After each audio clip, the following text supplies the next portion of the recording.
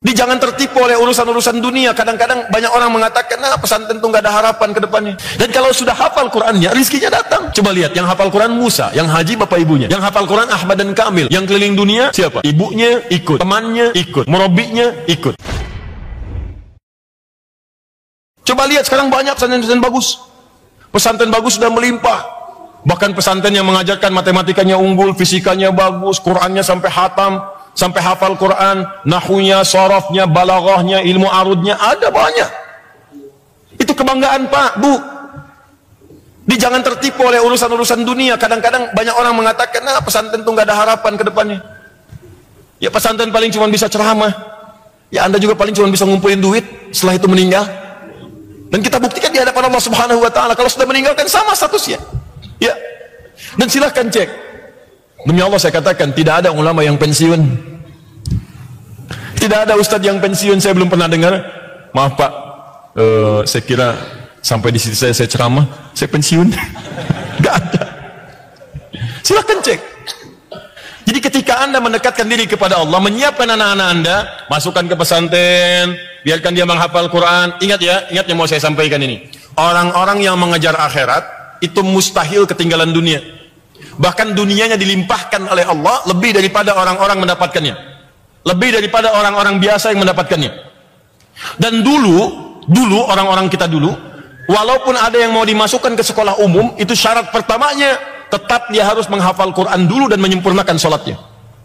Karena itu orang-orang yang pakar di bidang-bidang umum bahkan itu diketahui pada hafal Quran Pak, Bu. Dan cepat begitu hafal Quran, semua cabang ilmu yang lain terbuka dengan mudah. Silahkan Anda lihat ulama-ulama dulu. Ya, Bapak Ibu kalau mengaji, ada kitab Bidayatul Mujtahid. Ya, Bidayatul Mujtahid fi Nihayatil Muqtasid, karangan Ibnu Rusdi. Ini kitab Bidayatul Mujtahid yang berbicara tentang fikih muqaran, perbandingan pendapat para ulama tentang hukum-hukum sesuatu. Siapa yang nulis? Yang nulis dokter Pak. Dokter Muslim. Dokter penghafal Quran, dokter ngapalin hadis, belajar kedokteran, pakar di bidangnya. Itu dokter bedah Pak, pakar di bidangnya. Dokter bedah nulis kitab fikih, Anda bayangkan. Jadi kalau sudah hafal Quran, sudah paham hadis, mau dibawa kemanapun gampang. Ibnu Sina misalnya, itu kan penghafal Quran, 7 tahun hafal Quran, menghafal hadis. Begitu sudah sempurna hafalannya, sholatnya sudah bagus, belajar kedokteran 16 tahun, otodidak belajar kedokteran, sampai jadi puncaknya, sampai jadi bapak kedokteran. Menuliskan kitab-kitab, ada Asy-Syifa, ada Al-Qanun fit Tibb, dan seterusnya. Al-Kindi, Al-Ghazali, Al-Khawarizmi, Al-Farabi, ya Al-Battani, Jabir Ibnu Hayyan, Ibnu Firnas, itu para penghafal Quran, menemukan prototipe pesawat terbang, menemukan atom, menemukan ini, menemukan itu. Quran dulu Pak, Bu. Jadi jangan, tidak ada aibnya anak Anda silahkan sekolah jadi ahli fisika yang hafal Quran, ahli kimia yang hafal Quran, ahli biologi yang hafal Quran, kan indah. Begitu jadi dokter praktek, oh hafal Quran luar biasa. Bapak kenapa? Pusing. Apa yang dirasakan saat pusing? Itu Dok, kalau tetangga saya beli motor baru, saya pusing. Kalau dia beli mobil baru, saya pusing. Ah begitu. Ini Pak resepnya. Quran surat sekian, ayat sekian. Quran surat sekian, ayat sekian. Hadis riwayat At-Tirmidzi, nomor hadis sekian. Nih Pak, silakan. Cari di apotek kitab itu. Nah itulah. Kalau sudah seperti itu, maka jadi dokter yang khairul bariyah. Jadi insinyur yang khairul bariyah. Ya? Jadi diplomat yang khairul bariyah. Diplomat dulu yang hafal Quran banyak. Kiai Haji Agus Salim menghafal Quran, ahli tafsir. Ya, memahami hadis pula. Silahkan, jadi bukan aib. Tidak harus kemudian dijadikan dikotomi. Orang-orang menghafal Quran cuma pesantren aja, SMA tidak. Sekarang ya saya kasih tahu. Saya baru dari Sydney dan Melbourne beberapa waktu yang lalu. Sekarang di Melbourne, bahkan di Sydney, itu sekolah Islam kalau nggak ada hafalan Qurannya, nggak laku Pak. Nggak laku. Sekarang ada hafalan Quran. Di ketinggalan gitu kalau kita nggak mulai lagi. Ini kelihatan nih, ya. Kelihatan tanda-tandanya nih, orang-orang Islam ingin kembali kepada nilai-nilai yang baik yang pernah diraih oleh orang-orang yang telah dulu. Ayo. Jadi siapkan anak antum dan jangan takut Pak, demi Allah saya katakan, jangan takut. Orang-orang yang menyiapkan anaknya untuk dekat dengan Allah, bahkan langsung ada keterangan dalam Al-Quran, rizkinya langsung Allah jamin. Bukan orang tuanya yang capek menyiapkannya, rizkinya. Di awal aja penuh kesungguhan. Kadang-kadang tega nggak ya dimasukin pesantren? Bukan tega nggak tega, dekatkan dengan Allah. Mau dekat nggak? Siapin. Kalau sudah seperti itu, jangan takut Pak, demi Allah, jangan takut. Buka Quran surah 3 ayat 37. Ya, Imran Hannah punya anak. Saat dalam kandungan sudah diniatkan, anak saya yang satu ini saya siapkan jadi anak yang sangat dekat dengan Allah. Ya, idz qalat imra'atu Imran rabbi inni nadartu laka ma fi batni muharrara fataqabbal minni. Quran surah 3 ayat 35, paling kiri pertengahan. Ketika istrinya Imran Hannah bernazar sejak dia dalam keadaan mengandung, kata istrinya Imran, ya Allah, saya niatkan anak saya yang satu ini, ya Allah, saya siapkan untuk mengabdi kepadamu saja. Maksudnya mendekat kepada Allah. Saya ingin anak saya dekat denganmu, ya Allah, saya siapkan. Begitu keluar ayat 36 lahiran, falamma wada'at saqalat rabbi inni wada'tuha untha. Begitu lahir yang lahir perempuan, ya Allah, saya pengennya laki-laki kalau lahir perempuan. Kata Allah, wallahu a'lamu bima wada'at hay Hannah. Allah lebih tahu keistimewaan perempuan dibandingkan laki-laki. Laki-laki punya keistimewaan, perempuan pun punya keistimewaan. Ya, jadi ini statement dalam Al-Quran, anak itu prerogatifnya Allah. Kadang-kadang pengen laki-laki keluar perempuan, pengen perempuan lahir laki-laki, pengen cepat jadi lambat, pengen lambat jadi cepat, ya. Jadi cuma keturunan. Tapi kata Allah, di balik itu semua ada nilai-nilai kebaikan yang saya tetapkan untuk kehidupan keluarga engkau. Cuma pesannya bagi kita, jangankan laki-laki, perempuan pun kalau mau disiapkan dekat dengan Allah bisa. Silahkan cek sahabiah, ulama-ulama perempuan. Sayyidah Aisyah sepeninggal Nabi, beliau mengajar, ahli hadis, ahli Quran, menerangkan makna-makna hadis. Sayyidah Aisyah. Silahkan, Bu, maaf ya, ulama itu jangan dibatasi oleh laki-laki saja, perempuan juga boleh, silahkan. Sekarang ahli fikih di Indonesia yang pakar fikih perbandingan agama, perempuan, namanya Profesor Dr. Khuzaimah Tahidoyangbo, alumni Al-Azhar, yang saat di Al-Azhar sampai doktor itu cuma 3 tempat dikenali oleh beliau, 3 tempat saja. 1 kampus, 2 asramanya, 3 pasar, buat belanja, buat balik. Selama tinggal di sana nggak pernah kenal piramid, nggak pernah kenal sphinx dan sebagainya. Dapat jodohnya ahli usul fikih, alumni Saudi, ketemu persis di situ. Ya, ada Ustazah Faiza Ali Shibromalisi, ahli tafsir, perempuan, orang Betawi. Ya, suaminya pakar tajwid, Dr. Sayuti. Ya, Allah yarham, meninggal dunia. Ya, ada lagi Profesor Nabila. Ya, Nabila Lubis, ahli bahasa, perempuan. Anaknya perempuan, Profesor Amani Lubis. Ya, Profesor Amani sekarang rektor UIN Jakarta. Ya, adiknya itu yang ketua FPI sekarang, Ustaz Sobri Lubis, itu adiknya tuh. Itu anaknya Ustazah Nabila, perempuan, Bu. Ya, ada dulu Profesor Tuti Alawiyah, Allah yarham. Ya, Profesor Zakia Darajat, ya, itu perempuan, boleh silahkan. Bukankah Maryam perempuan?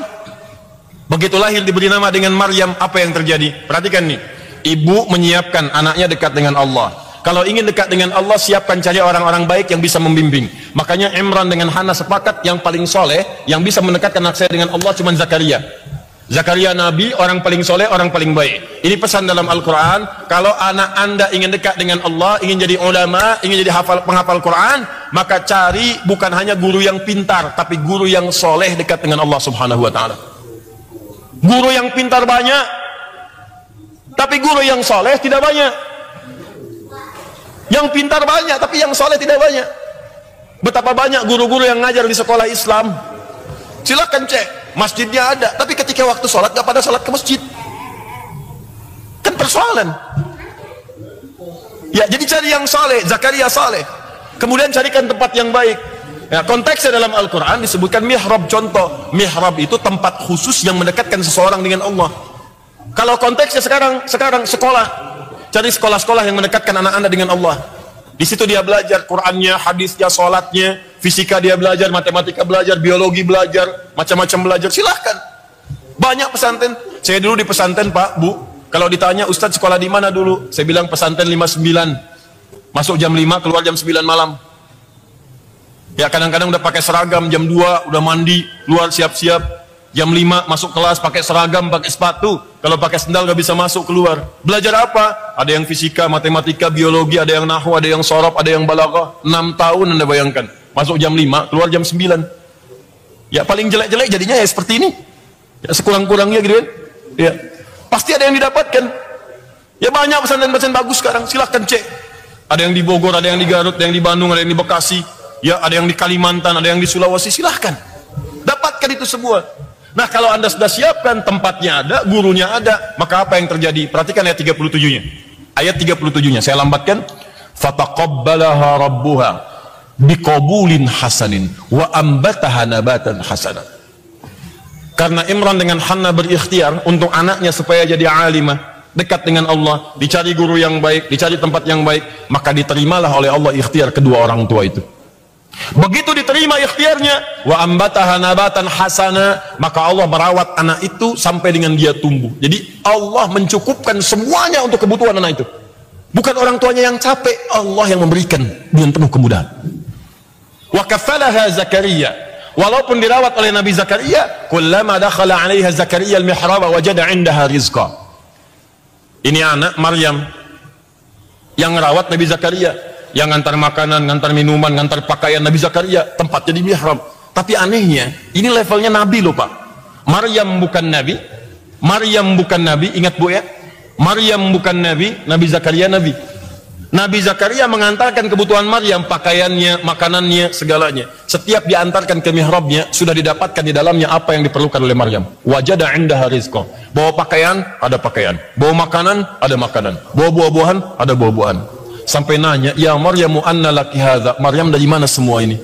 Kata Maryam, innallaha yarzuqu may yasha bighairi hisab. Qalat huwa min 'indillah. Ini dari Allah. Ini dari Allah. Di orang-orang yang didekatkan kepada Allah, maka Allah pun akan memberikan yang terbaik kepadanya, lebih dari apa yang dia butuhkan. Anda dekat dengan direktur, bukankah direktur membantu Anda? Anda dekat dengan pimpinan, bukankah pimpinan membantu Anda? Anda dekat dengan Allah, apa yang tidak mudah bagi Allah untuk diberikan kepada Anda? Coba lihat. Masukkan anak Anda ke sekolah Quran 4 tahun, 5 tahun. Begitu 5 tahun hafal Al-Quran, akan terjadi perubahan dalam hidup Anda. Jangankan hatam Al-Quran, anak Anda 5 tahun baru hafal An-Naba, amma yatasa'alun, bisa nangis Anda. Dan indahnya begini Pak, antum dari kantor nih capek gitu kan, pekerjaan berat, di jalan macet, pulang ke rumah keringat, tiba-tiba masuk kamar, anak Anda yang 4 tahun sedang mengulang-ulang, kemudian dia baca An-Naba, amma yatasa'alun anin naba'il azim alladzi hum fi mukhtalifun, ulang-ulang begini, hilang semua penat Anda. Begitu Anda mendapatkan telepon dari ma'had, dari pesantren, guru anak Anda telepon kepada Anda, Bu, Pak, selamat ya Bu ya, Pak ya. Kenapa Ustaz? Kenapa Ustazah? Sekarang Adinda sudah menyelesaikan hafalan Qurannya, dia sudah menjadi hafidh, dia sudah menjadi hafidhah. Anda bisa diam 1000 bahasa di telepon, seakan-akan kemudian Anda mendapatkan sesuatu yang tidak Anda dapatkan sebelumnya. Tiba-tiba air mata Anda keluar, sujud jatuh Anda ke lantai. Tidak percaya silahkan. Itu baru Qurannya Pak. Demi Allah saya katakan. Apalagi kalau yang telepon itu anak Anda. Tiba-tiba dia berkata di ujung sana, Mama, Alhamdulillah. Kenapa nak? Saya sudah menyelesaikan hafalan, saya sudah hafal Quran. Wah, kayaknya investasi Anda tuh nggak ada nilainya. Uang yang keluar, nganter yang capek, kadang-kadang tangisan ketika melepas pertama kali, di rumah sering merenungkan. Setelah itu hilang semuanya. Yang ada itu nikmat, itu enak. Nggak percaya silahkan ya, cobalah, itu baru hafal Quran. Dan kalau sudah hafal Qurannya, rizkinya datang. Coba lihat, yang hafal Quran Musa, yang haji bapak ibunya. Yang hafal Quran Ahmad dan Kamil. Yang keliling dunia siapa? Ibunya ikut, temannya ikut, murabinya ikut. Yang hafal Quran Firda, mata nggak bisa lihat. Yang haji ibunya ikut, bibinya ikut, saudarinya ikut. Saya tahun lalu berangkat jadi Amirul Hajj untuk kelompok khusus, ya, untuk kelompok khusus yang disiapkan oleh kedutaan Saudi Arabia. Sekitar 300 orang berangkat. Nyampe di sana, saya pikir ini kelompok apa? Nyampe di sana orang-orang hebat. Ada ustadz, ada ulama, yang paling dahsyat kelompok penghafal Quran. Anak-anak kecil, usia 5 tahun, 6 tahun. Ada yang matanya nggak lihat, ya, ada yang anak-anak masih polos, kadang lompat, kadang jalan, kadang Allahu Akbar, setiap ke masjid bolak-balik Quran yang dibacakan. Anak-anak kecil. Tapi bukan itu saja yang paling penting. Yang penting itu anaknya berangkat, bapaknya ikut, ibunya ikut, temannya ikut, kerabatnya ikut. Ada yang satu hafal Quran, yang ikut tuh sampai 10 orang. Anda bayangkan ya, itu luar biasa. Ada tukang beca ahli Quran, Ya, Ustaz Kabolosi dari Ambon, ahli Quran, kumpulin orang-orang supaya belajar Quran ke TPA. Berusaha menghafal Quran, dia kumpulin beliau, orang biasa, teman-teman, dari penghasilannya bikin TPA, bikin gedung, kumpulin orang-orang belajar. Apa hadiahnya? Tiba-tiba datang panggilan haji. Gak pernah ngumpulin uang terbayang untuk haji, datang tiba-tiba berangkat. Ada tukang pijit berusaha ngapalin Quran, ngapalin, berangkat. Anda bayangkan. Jadi gimana yang membahasakannya? Anda jangan takut gitu. Ya, jadikan sebagian dari keluarga Anda itu masuk dalam golongan khairul bariyah. Begitu dapat status khairul bariyah, maka Allah akan menanamkan kemuliaan dan cahaya di rumah Anda. Bangga.